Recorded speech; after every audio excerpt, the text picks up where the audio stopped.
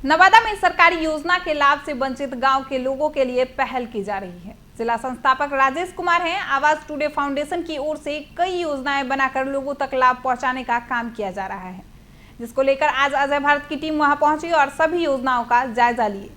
देखिए ये रिपोर्ट। नवादा ज़िले के पैजना पंचायत के दादपुर गांव में हूं, जहां पे सरकार की योजनाओं से लोग वंचित रहे हैं, जिसे आवाज़ टुडे फाउंडेशन के अध्यक्ष सूर्यदेव प्रसाद एवं सचिव राजेश कुमार की ओर से यहां पे पैन की खुदवाई करवाई जा रही है, आहर की खुदाई कराई जा रही है, जिससे कई गांव लाभान्वित होंगे। कम से कम 7 गांव लाभान्वित होंगे। अगर व्यक्तियों की बात करें तो यहां कम से कम 2500 से 3000 व्यक्ति इससे लाभान्वित होंगे।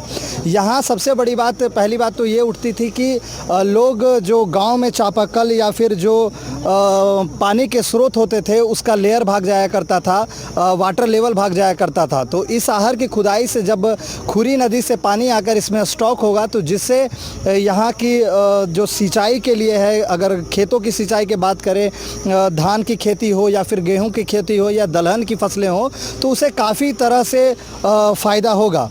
तो ये एक बड़ी बात है। और सबसे बड़ी बात है कि सरकार की योजनाओं से ये वंचित रहा गांव में एक समाज सेवी ऐसे भी हैं जो अपने बलबूते पर एक फाउंडेशन चलाते हैं, जिसका नाम है आवाज़ टुडे फाउंडेशन, जिसके सचिव राजेश कुमार जी हैं।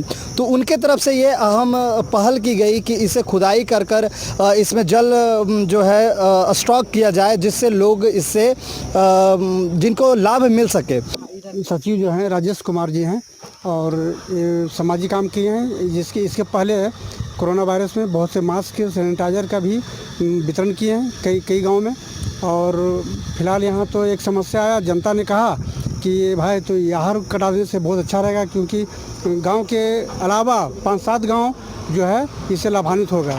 1200 से 1500 मीटर के दूरी आहर का खुदाई कर रहे हैं आवाज़ टुडे फाउंडेशन के तहत से, जो कि खुरी नदी से यहाँ पानी आकर स्टॉक होगा। स्टॉक होने के बाद में सिंचाई के लिए काम मने होगा इसमें। और पानी जब स्टॉक रहेगा तो लेयर में भी कुछ ऊपर आएगा। लेयर जब आएगा तो फिर सभी लोगों को फ़ायदा होगा। तो ये एक बड़ी बात है। तो इन लोगों ने इस तरह का सोचा, अपने आप में ग्रामीणों की सहयोग मिली, ग्रामीण खड़े हुए। लेकिन यहाँ जो है फाउंडेशन की ओर से ये खुदाई करवाई जा रही है। वक्त में मेरा नाम राजेश कुमार हुआ और मैं एनजीओ और ख़ुद मैं व्यवसाय करता हूँ, और साथ साथ एनजीओ का एक छोटा सा एनजीओ बना करके लोगों को समाज सेवा में करने का कार्य कर रहा हूँ। आप एनजीओ का नाम कैसे रखें? कैसे लगा कि आपको एनजीओ का नाम आवाज़ टुडे फाउंडेशन रखना चाहिए? आवाज़ टुडे फाउंडेशन का जब मैं नाम रख रहा था, उस समय मेरे जहन में एक ख्याल आया कि मैं ऐसा नाम रखूं जो हमेशा वो आज में चले। इसलिए आवाज़ टुडे मीन्स हमेशा गरीब लोगों का, जनता का आवाज़ बन करके वो एनजीओ काम करे। इसलिए आवाज़ का माने एक हम लोग गरीब लोगों का एक आवाज़ बन करके ये संस्था हमेशा रहे और हमेशा ये वर्तमान में रहे, इसलिए इसका नाम आवाज़ टुडे फाउंडेशन है। राजेश जी, एक बात मैं ज़रूर जानना चाहूँगा कि लोग भी आपसे ये जानना चाहते हैं कि किस तरीके से आपने बचपन गुजारा और किस तरीके से कहाँ से पढ़ाई की, और जिसके बाद ये ख्याल आया कि नहीं, गरीबों की सेवा भी करनी चाहिए।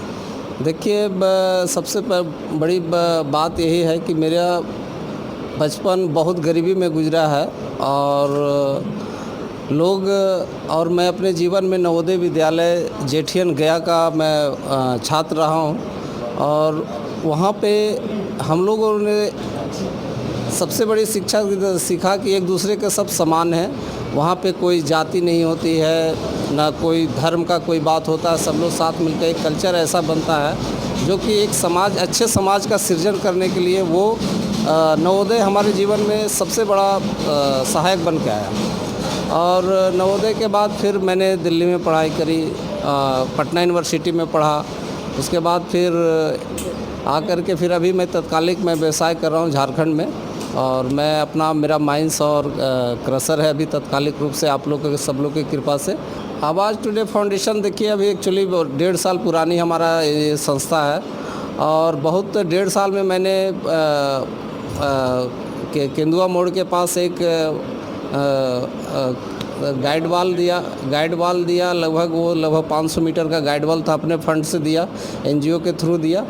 और उसके कारण क्या है कि पिछले 10 गांव से सिंचाई अभी हो रहा है और रेगुलर अभी उसका फ़ायदा क्या 10 गांव वाले उठा रहे हैं और आगे भी उसका बेनिफिट मिलता रहेगा, क्योंकि इसी बीच में हमारे बीच में एक नया सोच है और ख़ास करके हम लोग कार्यक्रम जो है, जो